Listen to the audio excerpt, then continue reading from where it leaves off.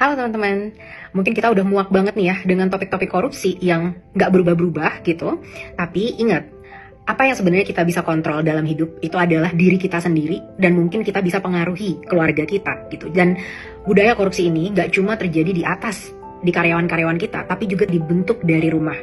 Nah, daripada kita terus merasakan frustasi gitu, lebih baik kita introspeksi diri dan lihat apa sih yang sebenarnya bisa kita ubah di dalam diri kita. Yang pertama, perlu kita sadarin ya bahwa sistem itu terbentuk dari adanya kelompok-kelompok dan kelompok-kelompok itu terbentuk dari adanya individu. Jadi individu dan budaya di masyarakat lah yang sebenarnya juga ikut membentuk sistem tersebut. Contohnya ya, pernah nggak kita ngomong, udahlah pakai aja orang dalam biar cepet. Nah, saat kita berkata ini, anak-anak kita, keluarga kita itu melihat dan mereka belajar bahwa oh ternyata cara curang itu bisa ngebuat kita jadi lebih berhasil. Contoh lain ya, kita berbicara misalkan titip uang dulu lah biar anak kita bisa masuk nih ke kelas unggulan, atau lapor pajak kurangin aja lah nanti juga dikorupsi. Kita sedang mengajarkan bahwa mencari celah itu adalah bagian dari kehidupan.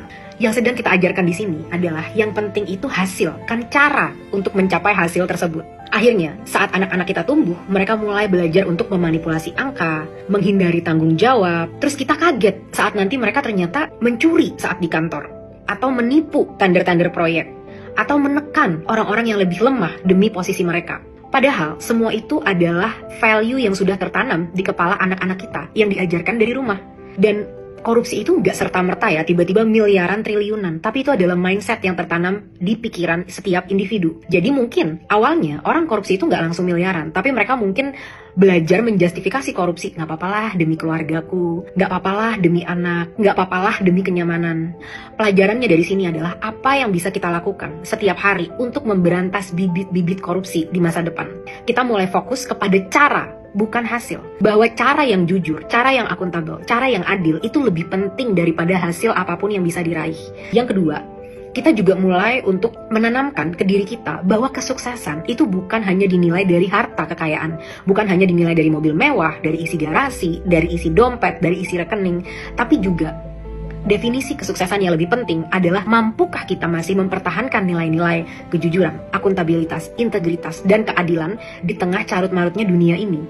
Dan kalau kita sudah berhasil mempertahankan nilai-nilai itu, maka kita sudah sukses terlepas dari hasil apapun. Dan orang-orang yang jujur juga punya banyak cara untuk mencapai kesuksesan. Mungkin suksesnya nggak dengan punya 10 mobil Ferrari, nggak punya jet pribadi. Dan itu nggak masalah, karena yang perlu kita pertanyakan, apakah itu yang sebenarnya kita butuhkan dalam kehidupan? Karena orang-orang yang setiap malam bisa tidur nyenyak, bisa dikelilingi oleh lingkungan yang penuh cinta, sudah hidup di surga saat mereka hidup di dunia, adalah orang-orang yang mempertahankan moral-moral mereka, karena kekayaan bukan cuma dari materi. Kenal sama diri mereka dan tahu hidup seperti apa yang mau mereka bangun. Karena kesuksesan bukan cuma tentang isi garasi, tapi apa yang ada di dalam isi otak dan isi hati setiap individu. Semangat teman-teman, kita berantas terus bibit-bibit korupsi, terus kita kawal pemerintah kita, dan terus kita kawal untuk bagaimana bisa mengubah sistem.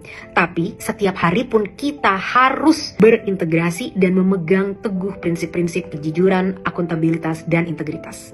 Kita bangun generasi yang lebih sehat, lebih adil, dan lebih mensejahterakan masyarakat.